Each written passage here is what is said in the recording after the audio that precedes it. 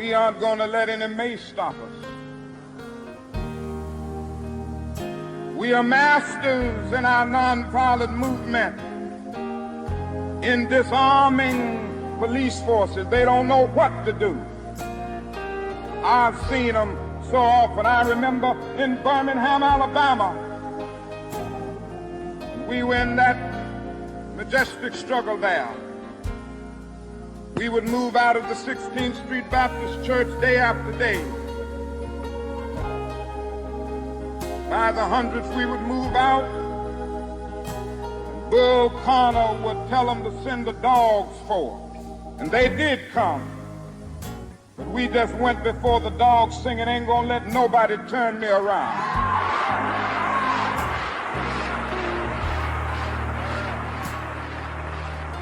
Bull Connor next would say, turn the fire hoses on. As I said to you the other night, Bull Connor didn't know history. He knew a kind of physics that somehow didn't relate to the trans-physics that we knew about. And that was the fact that there was a certain kind of fire that no water could put out.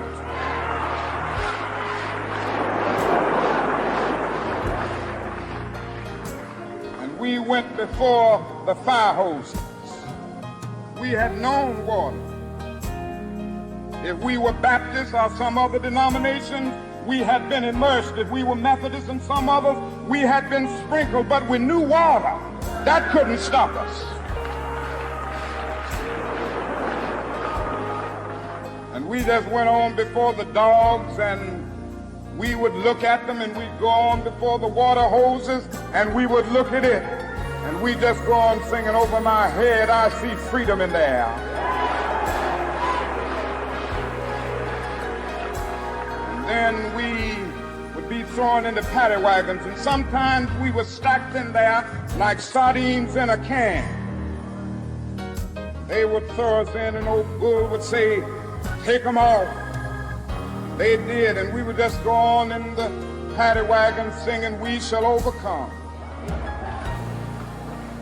And every now and then we'd get in jail, and we'd see the jailers looking through the windows, being moved by our prayers and being moved by our words and our songs.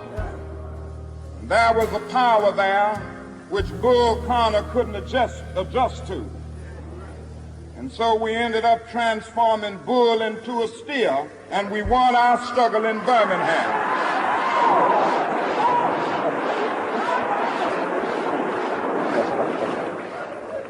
Now we've got to go on in Memphis just like that. I call upon you to be with us when we go out Monday.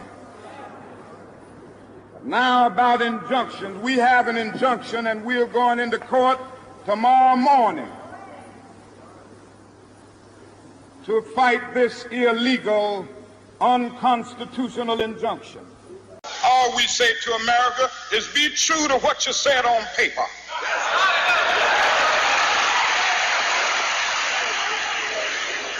If I lived in China or even Russia or any totalitarian country, maybe I could understand some of these illegal injunctions. Maybe I could understand the denial of certain basic First Amendment privileges because they haven't committed themselves to that over there. But somewhere I read of the freedom of assembly. Somewhere I read of the freedom of speech. Somewhere I read of the freedom of press. Somewhere I read that the greatness of America is the right to protest far right.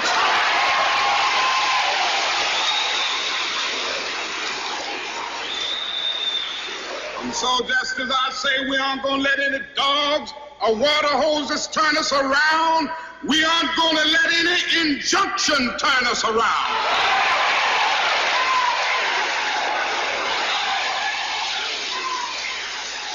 We are going on. We need all of you. And you know what's beautiful to me? Is to see all of these ministers of the gospel It's a marvelous picture. Who is it that is supposed to articulate the longings and aspirations of the people more than the preacher?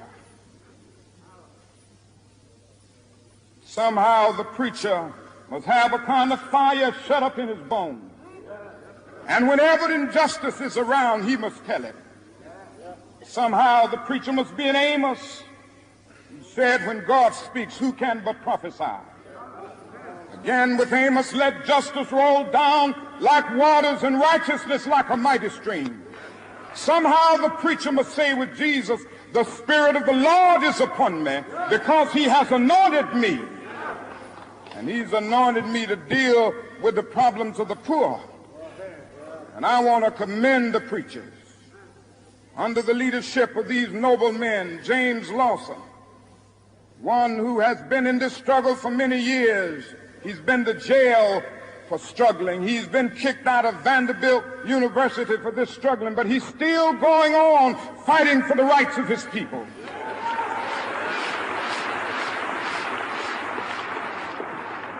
Reverend Ralph Jackson, Billy Kyles, I could just go right on down the list, which time will not permit, but I want to thank all of them. And I want you to thank them, because so often preachers aren't concerned about anything but themselves.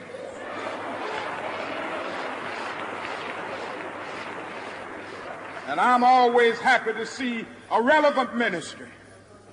It's all right to talk about long white robes over yonder in all of its symbolism. But ultimately, people want some suits and dresses and shoes to wear down here.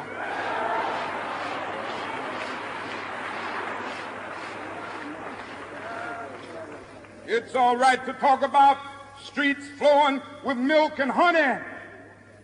But God has commanded us to be concerned about the slums down here and his children who can't eat 3 square meals a day. It's all right to talk about the New Jerusalem, but one day God's preacher must talk about the new New York, the new Atlanta, the new Philadelphia, the new Los Angeles, the new Memphis, Tennessee.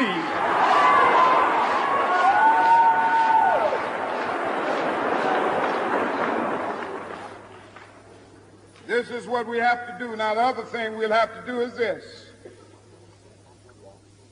Always anchor our external direct action with the power of economic withdrawal. Now, we are poor people. Individually, we are poor when you compare us with white society in America. We are poor. Never stop, forget that collectively, that means all of us together, collectively we are richer than all the nations in the world with the exception of 9. Did you ever think about that? After you leave the United States, Soviet Russia, Great Britain, West Germany, France, and I can name others, the American Negro collectively is richer than most nations of the world. We have an annual income of more than $30 billion a year, which is more than all of the exports of the United States and more than the national budget of Canada. Did you know that? That's power right there if we know how to pool it.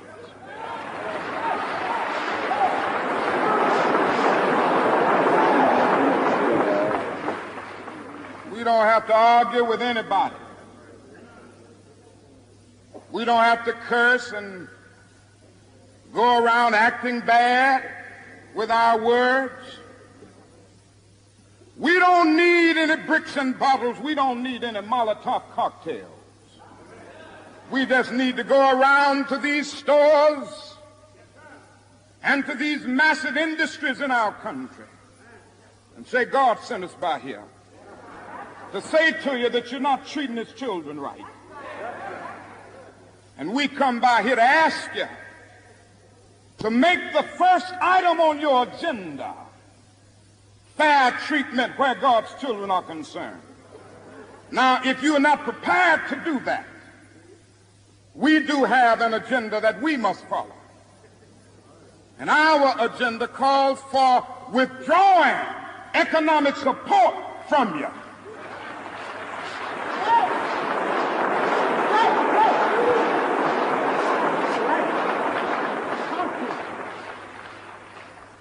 So as a result of this, we're asking you tonight to go out and tell your neighbors not to buy Coca-Cola in Memphis.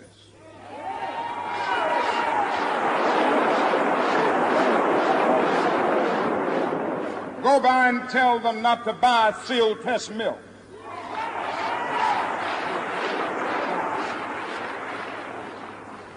Tell them not to buy, what is the other bread? Wonder Bread.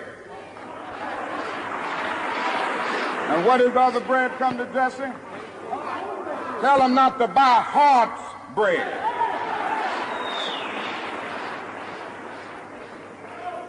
As Jesse Jackson has said, up to now, only the garbage men have been feeling pain. Now we must kind of redistribute the pain.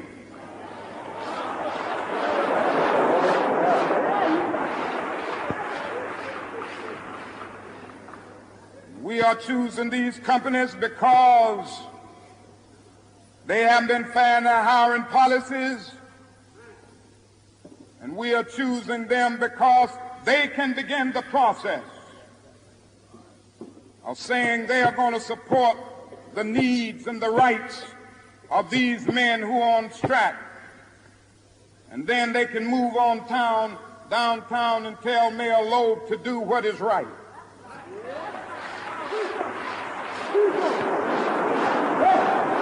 Now, not only that, we've got to strengthen black institutions.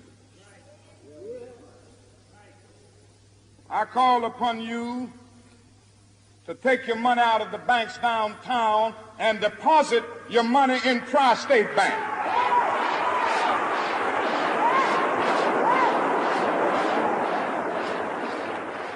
We want a bank-in movement in Memphis. Go by the Savings and Loan Association.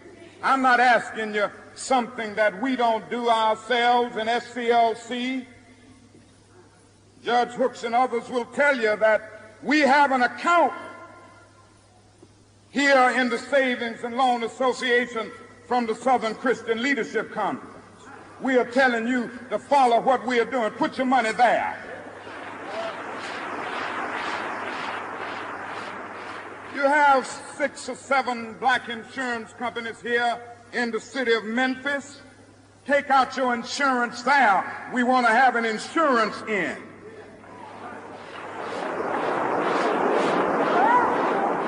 Now, these are some practical things that we can do. We begin the process of building a greater economic base, and at the same time, we are putting pressure where it really hurts. I ask you to follow through here. Now let me say, as I move to my conclusion, that we've got to give ourselves to this struggle until the end. Nothing would be more tragic than to stop at this point in Memphis. We've got to see it through.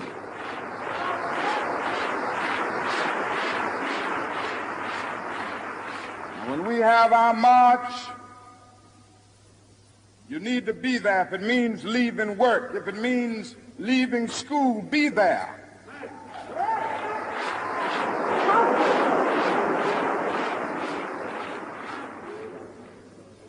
Be concerned about your brother. You may not be on strike, but either we go up together or we go down together.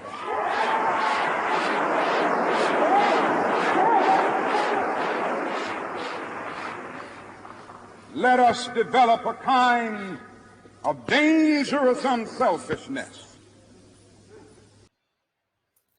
Thank you, Martin, for your sacrifice, and thank you for watching. You can continue to watch parts 2 and 3.